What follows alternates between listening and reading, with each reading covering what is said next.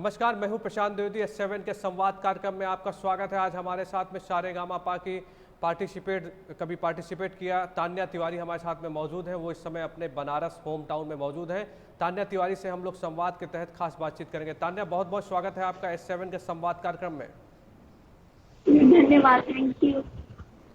कैसा चल रहा है? आप देखिए, आपकी बहुत उम्र कम है और आपने टॉप 10 में सारेगामापा में आपने अपना एक स्थान बनाया। आपने बनारस का नाम किया और बनारस पीएम मोदी के नाम से जाना जाता है। हर हर महादेव की गूंज वहाँ पे सुनाई पड़ती है। कैसा लगता था आपको इतने बड़े मुकाम पे पहुंचकर? क्या कहेंगे आप हमसे? बहुत ही ज्यादा अच्छा लगता था, क्योंकि पूरी दुनिया से बच्चे पार्टिसिपेट करते हैं और उनमें से सिर्फ टॉप 10 में आप अपनी जगह बना पाते हो, वो बहुत बड़ी बात होती है। पूरी दुनिया आपको जानती है, फिर फैंस का सपोर्ट इतना मिलता है, मतलब जो लोग आपको जानते नहीं है वो आपको इतना प्यार करते हैं। बहुत ही ब्लेस्ड फीलिंग है ये। ओके, तो ये बताइए कि एक गाने का शौक कैसे आया? मतलब पापा गाना गाते हैं, मम्मी गाती है, आपका कोई परिवार में ऐसा था? ये पारिवारिक चला आ रहा है कि आपका अपना खुद का स्वयं का निजी शौक है ये? नहीं, मेरे फैमिली में कोई बैकग्राउंड नहीं है म्यूजिक का, मतलब म्यूजिक में किसी ने कुछ नहीं किया। बट हाँ, मेरी मम्मी गाने का शौक रखती थी। तो वो मुझे शुरू शुरू में भजन वगैरह सुनाती थी, तो मेरा बहुत इंटरेस्ट धीरे धीरे जगने लगा उसमें। चलिए, तो मैंने धीरे धीरे बताइए बताइए जी। तो मैंने धीरे धीरे गाने का शुरुआत किया। तो मम्मी ने जो पहला भजन आपको सुनाया था, याद है आपको क्या? जो आपने भजन गाया हो, सुनाइए हमें भी जरा। भजन से स्टार्टिंग करते हैं, अपने कार्यक्रम की शुरुआत करते हैं। ओके। देखो देखो ये गरीबी कहाँ, कृष्ण के दर पे विश्वास लेके आया हूँ। मेरे बचपन का यार है मेरा श्याम, यही सोच करके मैं आस करके आया हूँ। अरे द्वारपालो कन्हैया से कह दो, अरे द्वारपालो उस कन्हैया से कह दो कि दर पे सुदामा करीब आ गया है, कि दर पे सुदामा करीब आ गया है। भटकते भटकते न जाने कहाँ से, भटकते भटकते न जाने कहाँ से तुम्हारे महल के करीब आ गया है। हाँ, तुम्हारे महल के करीब आ गया है। बहुत बढ़िया, बहुत बढ़िया। अच्छा तान्या, हमें ये बताइए कि जब आप सारेगामापा में पहुंची, अगर पहले देखा जाए तो हम लोग जैसा देखते हैं टीवी स्क्रीन पे देखते हैं, लंबी लंबी लाइनें लगी रहती हैं, बहुत सारे देश से लड़के आते हैं, मतलब भारत के अलग अलग कोने से लोग आते हैं वहाँ पे। जब आप पहली बार पहुंची, इतनी लंबी आपने लाइन देखी होगी, तो सोचा था कि आप इस मुकाम पे पहुंचेंगी? और जब आप उस मंच पे खड़े होते हैं, जब वहाँ पे पहुँचते हैं, तो कैसा लगा आपको? क्या एक्सपीरियंस थे आपके? ज़रा हमसे शेयर करिए उस बारे में। पहली बात तो इतनी लंबी लंबी लाइनें जो लगी रहती है, मतलब कि जहाँ ऑडिशन हो रहा है उस रूम से लेके रोड के, मतलब लगभग बहुत लंबी लाइन लगी होती है। और उस सब में आप कभी सुबह से लाइन लगाए हो और शाम को आपका नंबर आता है, या कभी कभी दूसरा दिन भी हो जाता है। तो कभी भी ये सोचा नहीं था कि मुझे वहां तक पहुंचने का मौका मिलेगा, क्योंकि हर कंटेस्टेंट अपने आप में ही बहुत बेहतर गाता था। और अगर कोई गा भी रहा है आपके बगल में, तो आपको और नर्वसनेस होती थी कि यार ये तो बहुत अच्छा गा रहा है, पता नहीं मुझे चांस मिलेगा नहीं मिलेगा। तो उसके बाद जब मैं पहुंची उस स्टेज पे, बहुत सारे राउंड्स क्लियर करने के बाद, तो बहुत बहुत बहुत अच्छा लगा, क्योंकि आप पूरे देश भर में, देश के बाहर से टॉप 15 में आप सेलेक्ट होते हो, टॉप 15। वो एक बहुत ही अच्छी फीलिंग थी, बहुत प्राउड फीलिंग थी। और बनारस से सिर्फ मैं थी, तो बहुत बहुत बहुत अच्छा लगा। और बड़े बड़े जजेस का आशीर्वाद मिला, उनसे सीखने को मिला, जो कि किसी को जल्दी मिलता नहीं है। तो मैं उन 15 में से एक थी, तो बहुत बहुत बहुत अच्छा लगा। चलिए, तो मंच से आपने पहला कौन सा गाना गाया जिसको लोगों ने बहुत पसंद किया? हमको गाना गा के सुनाइए। अच्छा। एक मेरा एपिसोड था जिसमें भरे नैना मैंने गाया था, और वो गाना लोगों ने बहुत बहुत पसंद किया था। उसमें मुझे 99.7% मिले थे 100% में से। तो वो गाना लोग बहुत सुनना चाहते हैं, तो मैं आपको सुनाती हूँ। क्यों न बोले मुझसे मोहन, क्यों है रूठे रूठे मोहन, यूं कैसे मनाओ, हाय कैसे मनाओ। क्यों न बोले मुझसे मोहन, क्यों है रूठे रूठे मोहन, क्यों कैसे मनाऊं, कैसे मनाऊं। उन बिन कटे न रहना, उन बिन आवे न एक पल चैना, उन बिन जीऊं तो कैसे मैं जीऊं, हाय बहे नैना भरे मोरे नैना, झरे मोरे नैना, मोए नैना सुनी नहीं कहना, बहे मोरे नैना।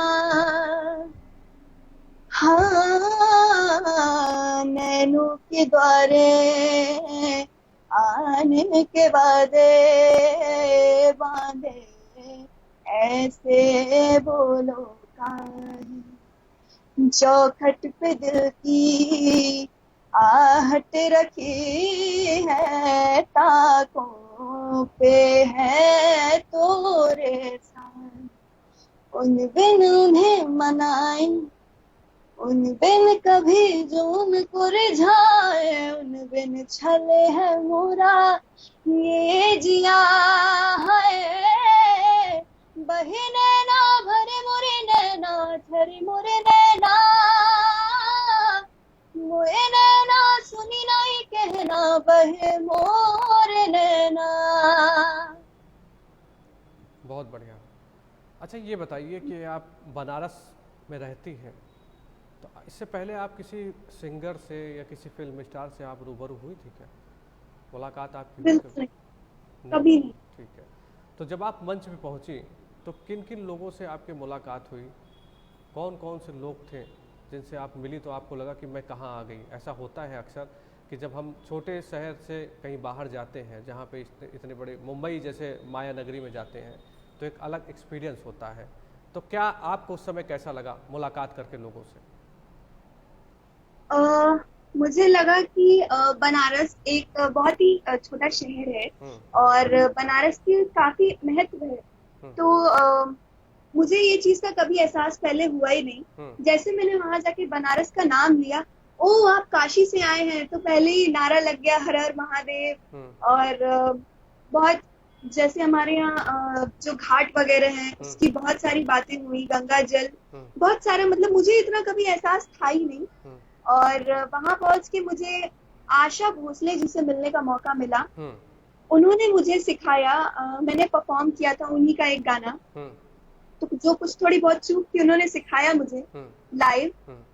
तो इतना अच्छा लगा कि जो ओरिजिनल सिंगर है वही मुझे सिखा रहा है, और जो इंडस्ट्री में इतने साल, मतलब जब स्टार्ट हुआ था लता मंगेशकर, आशा भोसले जी, उस एरा के लोग मुझे सिखा रहे हैं। तो ये बहुत ही अच्छा लगा। उसके बाद हिमेश रेशमिया जी से मिलने का मौका मिला, नेहा कक्कड़ जी, जावेद अली जी, अलका याग्निक, उदित नारायण। तो इन लोगों ने सिखाया जब कि नहीं बेटा यहाँ गलत है, आप ये गलत कर रहे हो, या सिखाया कि हमने रिकॉर्डिंग में कैसे गाया था, हमें कितना टेक्स लेना पड़ा। तो वो जो अंदर की चीजें होती है जो एक आम इंसान नहीं जानता कि कितनी मेहनत लगती है, वो सब जानने का मौका मिला, सीखने का मौका मिला। जिन चीजों को मैं थोड़ा पहले मेरी वीक थी, वहां जाके कुछ स्ट्रांग गई, मुझे और जानने का मिला। मैं पहले सिर्फ इंडियन क्लासिकल म्यूजिक के बारे में जानती थी थोड़ा, बट अभी वेस्टर्न के बारे में भी जानती हूँ थोड़ा बहुत। तो बहुत कुछ सीखने को मिला। अच्छा, हम आपसे नेहा कक्कड़, हिमेश रेशमिया, क्योंकि सब एक तरह से गुरु ही थे वहाँ पे आपके, सबके कुछ ना कुछ गाने सुनना चाहेंगे। तो पहले किसका गाना आप सुनाएंगे जिसमें आपकी बहुत तैयारी थी, सुनाइए हमें भी। अ, नेहा कक्कड़ जी का एक गाना बहुत बहुत ही ज्यादा फेमस हुआ, हम्म। अ, मिले हो तुम हमको। हम्म। और ये गाना मैंने यूट्यूब पे गा के डाला था, हम्म। और सबसे पहला गाना मेरा यही था, और मेरे कोई सब्सक्राइबर नहीं थे, मैंने चैनल ऐसे ही बनाया था और ऐसे ही डाला था, और वो गाना 6 मिलियन पहुंचा। Wow, great. तो मैं वही गाना गाऊंगी और ऑडियंस बहुत पसंद करती है वो गाना। सुनाइए सुनाइए, बिल्कुल सुनाइए सुनाइए। हम्म, तेरी चाहतों में कितना तड़पे हैं, सावन भी कितने तुझ बिन बरसे हैं, जिंदगी में मेरी सारी जो भी कमी थी, तेरे आ जाने से अब नहीं रही। सदा ही रहना तुम मेरे करीब होके, चुराया है मैंने किस्मत की लकीरों से, तुझे चाह रब से भी ज्यादा, फिर भी ना तुझे पा सके, जुड़ के भी टूटी रही इश्क़ दी डोर में, किसको सुनाए जाके टूटे दिल का शोर वे, माही वे, माही वे, माही वे, माही वे। बहुत बढ़िया, तो मैंने शानदार। ये गाने शानदार। मैशअप मैंने ये दो गाने मैशअप कर दिए। मैं कहीं भी परफॉर्म करती हूँ तो ये दो मैशअप हम्म। मुझसे लोग सुनने की डिमांड करते हैं, भले मैं गाऊं चाहे ना गाऊं, बट लोग बोलते हैं। हम्म। तो इसलिए मैंने दोनों गानों को मिला के एक मैशअप बना दिया। हम्म। अ, ये मेरा अच्छा। एक है कि हाँ हाँ हाँ। तान्या, आपकी उम्र बहुत अभी कम है, तो क्या सोचा है आपने, जैसे आप बनारस से हैं, आप इस मुकाम पर पहुंची हैं, अभी आपको ईश्वर करे और आगे आप बढ़ें, हम लोगों की भी शुभकामनाएं हैं आपको। तो आपने क्या सोचा है, आपका क्या विजन है अब तो, क्योंकि जाहिर सी बात है कि आप म्यूजिक इंडस्ट्री में ही जाएंगी, क्योंकि आपने अपनी शुरुआत कर रखी, इस मुकाम पर आज आप पहुंची हैं। क्या सोचती हैं आप तान्या तिवारी अपने आप को कहाँ देखती हैं, आज से 5 साल या 10 साल के बीच में कहाँ पे देखती हैं? अ, मेरा सपना है कि मैं एक प्लेबैक सिंगर बनूं, हम्म। क्योंकि वो जो पर्दे के पीछे की आवाज होती है, हम्म। आज जब लोग अरिजीत सिंह को सुनते हैं या नेहा कक्कड़ को सुनते हैं, हम्म। जब भी मैं उनके लाइव कॉन्सर्ट देखती हूँ तो हजारों करोड़ों लोग चिल्लाते हैं अरिजीत सिंह, नेहा कक्कड़, नेहा कक्कड़। बस मुझे वही तान्या तिवारी एक ब्रांड बनना है, हम्म। और दुनिया के हर कोने कोने में परफॉर्म करना है, लोगों को अपनी आवाज सुनानी है। और ये मेरी मम्मी का भी ड्रीम था कि मैं इतनी बड़ी सिंगर बनूं कि लोग मुझे जाने। तो मुझे दुनिया के हर कोने में प्लेबैक सिंगिंग तो करनी है, हर कोने में परफॉर्म करना है। तो एक बात मैं और समझना चाहता हूँ कि आपने कहा कि मम्मी का ड्रीम था, है कि था, मतलब मैं जानना चाहता हूँ मम्मी कहाँ है आपके अभी? जी, मेरी मम्मी की लाइक वो एक्सपायर की है सॉरी। 4 इयर्स पर। तो क्या इस वजह से क्या उम्र हाँ, थी आपकी जब ऐसा हुआ आपके साथ में? मैं 13 साल की थी। कौन कौन आपके घर में है अभी? पिताजी हैं, उनके अलावा कौन कौन है अभी? हाँ, मेरे पापा हैं, मेरी दीदी हैं, दीदी हैं? मेरे भाई हैं। हाँ हाँ हाँ हाँ। तो माँ ने ही आपको संगीत की तरफ बढ़ाया, और उन्हीं को प्रेरणा मानती हैं आप, मतलब कितना जी, याद आती है माँ की? बिल्कुल। हर लाइक हम अगर कोई भी मेरा अगर कुछ भी अच्छा होता है तो मैं हर बार यही सोचती हूँ कि काश ये जो चीज अब हो रही है वो 4 साल पहले हो जाती, ये सक्सेस मैं मम्मी के साथ शेयर कर पाती अभी तक जितना पहुंची हूँ। और शो पे भी हमेशा इस चीज की मैंने बात की है कि ये जो अब हो रहा है वो 4 साल पहले होता, या अभी मम्मा होती तो वो बहुत ही ज्यादा प्राउड होती मुझे यहाँ देख के, क्योंकि उनका हमेशा ये सपना था कि मेरी बेटी भी टीवी पे आएगी, क्योंकि ये शो बहुत पहले से आ रहा है। तो मम्मी कहती थी कि मेरी बेटी भी टीवी पे आएगी। तो बस वही चीज मिस करती हूँ कि अभी होती तो वो देख के तो उन्हें बहुत ज्यादा प्राउड फील होता। बिल्कुल तान्या, आपकी मम्मी आपको ज़रूर देख रही होंगी, बहुत खुश हो रही होंगी आपको देखकर। उनको लग रहा होगा कि आपने उनके सपने को साकार कर दिया है। पापा कितनी जिम्मेदारी, जब ये ऐसा हुआ तो जाहिर सी बात है कि पिता को माँ का भी रोल निभाना पड़ता है, और पिता तो है ही हैं जिनके ऊपर बहुत सारी जिम्मेदारियाँ होती हैं। कैसे निभाया उन्होंने, क्योंकि उन्हीं का मुझे लगता है कि उनका भी बहुत सपोर्ट आपके साथ में था, तभी आप बनारस से मुंबई पहुंची। कुछ बताइए उनके बारे में भी हमें। जी बिल्कुल।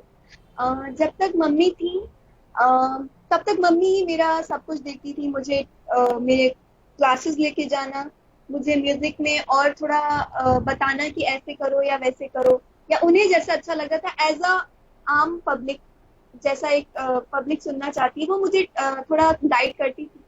बट जब से मम्मी गई तब से पापा पहले सर्विस करते थे। हम्म। तो पापा का घर पे नहीं होते थे पापा पूरे दिन। हम्म। पापा को पता भी नहीं होता था कि हम स्कूल जा रहे हैं, क्या कर रहे हैं। बट अचानक से सारी जिम्मेदारी पापा के ऊपर आ गई, और पापा ने बहुत ख्याल रखा, यहाँ तक कि पापा ने मेरी चोटियां भी बनाई हैं। उन्होंने हमारे लिए टिफिन तैयार किया। अम, अगर हम रात को सोते नहीं थे तो पापा नहीं सोते थे। जहाँ पापा पहले बहुत आते थे बाहर से और बस सो ही जाते थे, हमसे बातचीत भी नहीं होती थी। हम्म। बट पापा हमारा ख्याल रखने लगे, उन्होंने अपनी नींद खोई है। हम्म। और पापा इतनी मेहनत करने लगे। हम्म। बाद में पापा की सर्विस भी छूट गई थी, तो पापा अपना बिजनेस संभाल रहे थे। हम्म। उसमें उन्होंने हम लोग का ध्यान रखा, हम्म। मेरी बड़ी बहन का भी बहुत ध्यान रखा। हम्म। और साथ ही साथ फिर बड़ी बहन ने भी पापा के साथ थोड़ी जिम्मेदारी ले ली, वो भी पापा को सपोर्ट करने लगी। हम्म। और मैंने भी ठान लिया कि अब तो कुछ बड़ा करना है। बहुत बढ़िया। मैं आपके पिताजी को भी शुभकामनाएं देता हूं, जिन्होंने, जाहिर सी बात है कि जिन्होंने अपनी बेटी को आगे बढ़ाया, इस मुकाम तक लेके गए। चलिए, अब आप मुझे और भी एक गीत सुनाइए जिससे लगे कि आपका कौन सा फेवरेट सॉन्ग था, और मतलब जो आपको बहुत पसंद है, जो आप लोगों ने लोगों को भी आपने सुनाया हो। जरा हमसे भी शेयर करिए उस संगीत को। जैसे मतलब लोगों को मैंने जो सुनाया, या मेरा बहुत फेवरेट। आपका फेवरेट भी हो और लोगों ने सुन के बड़ी सराहना की हो उसकी, वो सॉन्ग से नाम अच्छा, सुनाइए। तो मैंने ऑडिशन में एक गाना गाया था, नमक इश्क का। जी। उसमें मुझे 100% मार्क्स मिले थे। हम्म। और लोगों ने बहुत पसंद किया वो गाना, और हमेशा कहते हैं कि नमक इश्क का और भरे नैना का हमेशा डिमांड होता है। हम्म। तो मैं नमक इश्क का सुनाना चाहूंगी। जी जी बिल्कुल सुनाइए। हम्म, मैं चांद निकल गई, हाँ जी मैं चांद निकल गई दैया रे। भीतर भीतर आग जले, बात करूं तो सेक लगे। खोज भीतर भीतर आग जले, बात करूं तो सेक लगे। ओ मैं चांद निकल गई दैया रे, अंग पे ऐसे छाले पड़े, तेज था झोंका का करूं, सी करती, इसी करती मैं मरूं। जबां पे लगा जी रे, जबां पे लगा रे, नमक इश्क का है रे, तेरे इश्क का। जबां पे लगा रे, नमक इश्क का है रे, तेरे इश्क का। बलम से मांगा रे, बलम से मांगा रे, बलम से मांगा रे, नमक इश्क का है रे, तेरे इश्क का। जबां पे लगा रे, नमक इश्क का है रे, तेरे इश्क का। बहुत बढ़िया, शानदार। अच्छा बताइए, बनारस के घाट बहुत प्रसिद्ध है, ठीक है, और हर हर महादेव के जयघोष होते हैं, और इस समय सावन चल रहा है, तो भोलेनाथ के ऊपर भी कुछ सुना दीजिए हमें। भोलेनाथ, ठीक है। अम, सा सा सा रे गा पा धा सा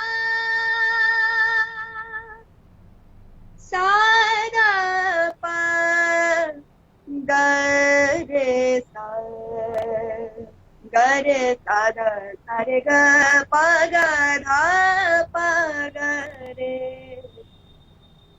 ओम नमः शिवाय, ओम नमः शिवाय, ओम नमः शिवाय, ओम नमः शिवाय।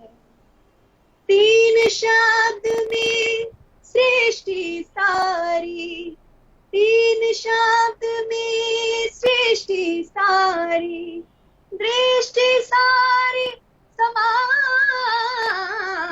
ओम नमः शिवाय, ओम नमः शिवाय, शिवाय। ओम नमः शिवाय, ओम नमः शिवाय। बहुत बढ़िया, भोलेनाथ का भी नाम ले लिया हम लोगों ने। चलिए, अच्छा तान्या हमें बताइए कि कोविड-19 भी चल रहा है, ठीक है, 3 महीने से लॉकडाउन था, अभी भी स्थितियां जो हैं वो ठीक नहीं है, पूरा भारत कहीं ना कहीं संक्रमित है। इसको देखते हुए कैसे देखती हैं आप भारत में इस समय जो समस्याएं हैं, क्योंकि आप मुंबई में थी, मुंबई में तो इस समय आप देखिए कोरोना का एक बहुत बड़ा, कोरोना ने पैर पसार रखे हैं। बनारस के क्या हाल है और कैसे आप अपने समय को गुजारती हैं, क्योंकि जाहिर सी बात है बाहर निकलना सेफ नहीं है, कैसे आप अपने समय को व्यतीत करती हैं और इस बीमारी को किस तरह से देखती हैं? जी, कोविड-19 मैंने कभी सोचा भी नहीं था कि मेरी लाइफ में ऐसा भी टाइम आएगा कि जब लोगों को अपने घर बैठना होगा और इतनी ज्यादा ये महामारी फैल जाएगी। और मुंबई में तो इस समय हर एक एक्टर, हर एक आम इंसान इस कोविड-19 से संक्रमित है। और बनारस में मैं आई थी जब जब ये कोविड-19 शुरू होने वाला था तो घर वाले बहुत परेशान हो गए, क्योंकि मुंबई के हाल बहुत ही ज्यादा खराब थे। तो मैं घर आ गई थी। तो यहाँ जब आई थी तब इतनी ज्यादा सिचुएशन नहीं खराब थी, क्योंकि इतने ज्यादा केसेस नहीं थे, 1-2 थे। बट अभी ये ऐसा हो गया है कि हर दिन 60 केस, 22 केस, 25 केस, हर दिन नोटिफिकेशंस आ रहे हैं मेरे मोबाइल पे कि इस दिन इतने केस आए, हर जगह नए हॉटस्पॉट बन रहे हैं। तो अब ये बहुत ज्यादा, इतना ज्यादा डेंजरस हो गया है कि मुझे तो अब डर लगता है कि कहीं घर के बाहर जाऊं और कुछ ऐसा हो गया। बट मैं तो नहीं जाती हूँ, बट पापा जाते हैं, दीदी जाती हैं, भैया जाते हैं। तो बहुत ही ज्यादा डर लगता है और हर रोज नए नए केसेस आ रहे हैं। और जिस तरीके से दिखाया जाता है कि ट्रीटमेंट हो रहा है, बहुत ही ज्यादा डर लगता है। तो इसलिए मैं यही कहना चाहूंगी कि प्लीज इस चीज को इतना ज्यादा लाइटली मत लीजिए, क्योंकि जब से लॉकडाउन खुला है लोग और भी ज्यादा लापरवाह हो गए हैं। मुझे जहां तक ऐसा लगता है, क्योंकि जब तक लॉकडाउन था तब तक लोग ध्यान देते थे, बट जब से लॉकडाउन खुल गया है लोग और ज्यादा लापरवाह हो गए और किसी को कोई फर्क ही नहीं पड़ा। यहाँ बनारस में भी कुछ लोग ऐसे हैं जो ऐसे ही घूम रहे हैं जैसे कुछ हुआ ही नहीं। तो मैं यही कहना चाहूंगी कि ये कोई स्वाइन फ्लू या ऐसा कुछ नहीं है कि आप कुछ दिन दवा खा लोगे और सही हो जाएगा। यहाँ जान पे बात आई है, तो आप प्लीज अपने लिए नहीं सही तो अपने परिवार वालों के लिए सोचिए। उन डॉक्टर्स के बारे में सोचिए जो 24/7 काम कर रहे हैं। उनकी भी फैमिली है, उन्होंने भी अपनी जान रिस्क पे रखी हुई है, उनके भी बच्चे हैं। तो आप प्लीज बिल्कुल ध्यान देना चाहिए लोगों को। बहुत लोग देखिए तान्या घरों पर बैठे आपका ये एक्सक्लूसिव इंटरव्यू देख रहे हैं S7 के साथ में, और जाहिर सी बात है वो अगर देख रहे हैं तो आपसे गाने सुनने की डिमांड भी कर रहे हैं। हमारे पास लगातार ट्विटर में आ रहा है कि तान्या से अरिजीत सिंह का गाना सुनिए, आप हिमेश रेशमिया का गाना सुनिए। तो आप अरिजीत सिंह का कोई सॉन्ग आप सुनाइए हमको, जिसमें हमारे दर्शक भी जो है वो उसका लुत्फ उठा सके। जी, अरिजीत सिंह 2013 में एक मूवी आई थी आशिकी 2, आई थी, जिससे वो बहुत ही ज्यादा फेमस हो गए। अरिजीत सिंह हर जगह अरिजीत अरिजीत अरिजीत। उस गाने का नाम था तुम ही हो। तो मैंने जैसे आपको बताया था कि मैंने सबसे पहला ऑडिशन इंडियन आइडल में दिया था। तो मैंने वही गाना गाया था। तो मैं सुनाती हूँ। बिल्कुल सुनाइए। हाँ। हम तेरे बिन अब रह नहीं सकते, तेरे बिना क्या वजूद मेरा, तुझसे जुदा अगर हो जाएंगे तो खुद से ही हो जाएंगे जुदा, क्योंकि तुम ही हो, अब तुम ही हो जिंदगी, अब तुम ही हो चैन भी, मेरा दर्द भी, मेरी आशिकी, अब तुम ही हो। तेरे लिए ही जिया मैं खुद को जो यूं दे दिया है, तेरी वफा ने मुझको संभाला, सारे गमों को दिल से निकाला, मैं जो मिट ही गया तो वजूद मेरा सदा तुझ में रहे जिंदा, क्योंकि तुम ही हो, अब तुम ही हो जिंदगी, अब तुम ही हो चैन भी, मेरा दर्द भी, मेरी आशिकी, अब तुम ही हो। बहुत बढ़िया, शानदार। हिमेश रेशमिया भी आपके उस कार्यक्रम में आपके सामने बैठते थे मंच पर, और हिमेश रेशमिया अगर देखा जाए तो बहुत सपोर्ट भी करते थे, अपने जितने भी प्रतिभागी थे उनका सपोर्ट बहुत करते थे। और हिमेश रेशमिया जी में बहुत परिवर्तन भी आया, पहले बहुत सीरियस रहते थे लेकिन अब काफ़ी उनका बदल गया है, बच्चों से बातचीत करने का तरीका कहिए, कोऑपरेट करने का तरीका कहिए। क्या सीखा आपने उनसे, और उनका भी कुछ गाना एक हमको सुनाइए। हिमेश सर, जैसा कि आपने कहा कि वो पहले बहुत सीरियस रहते थे, जी। इतना ज्यादा किसी से कनेक्शन नहीं उनका हो पाता था, या फिर वो किसी से ज्यादा बातचीत नहीं करते थे। बट हमारे टाइम में हम लोग लकी थे क्योंकि उनसे सीखने का मौका मिला।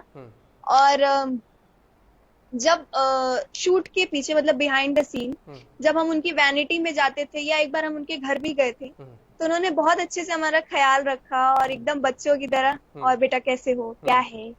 तो मुझे तो बड़ा डर लगा पहले कि बाप रे, हिमेश सर के घर जा रहे हैं, पता नहीं कैसे क्या होगा, कैसे ट्रीट करेंगे। बट बहुत ही ज्यादा लाइक फादर वाला फीलिंग आया, और उनका मेरे साथ शुरू से ही बहुत ज्यादा कनेक्शन था। और उन्होंने मेरी बहुत बार तारीफ की, मेरे टोनल क्वालिटी की। उन्होंने स्टूडियो में गाने के लिए भी मुझे बताया कि अगर तुम्हारी आवाज अगर हम स्टूडियो में यूज करें तो वो इतनी अच्छी निकल के आएगी। तो उनसे ये कॉम्प्लीमेंट सुन के बहुत ही ज्यादा अच्छा लगा जी। जी। हिमेश जी का भी एक सॉन्ग आया था बीच में, उन्होंने रानू मंडल करके उनको आगे बढ़ाया था, तो वो सॉन्ग क्या आपको याद है, या वो सुना सकती है हमें, या कोई हिमेश रेशमिया का दूसरा कोई सॉन्ग आप हमसे शेयर कर सकती, सुना सकती है हमको। वो रानू मंडल जी का जो गाना था उसका मुझे 2 लाइन पता है, क्योंकि वही 2 लाइन इतनी ज्यादा। ठीक है, वो सुनाइए, उसके बाद फिर थोड़ा सा कोई जो आपको पूरा आता हो वो भी सुनाइए हमें। जी। तेरी मेरी, तेरी मेरी, तेरी मेरी कहानी, तेरी मेरी, तेरी मेरी, तेरी मेरी कहानी। मुझे इतना ही पता है। बहुत बढ़िया, बहुत बढ़िया। ठीक है, आपको जो हिमेश रेशमिया जी का जो पूरा सॉन्ग आता है वो सुनाइए हमें।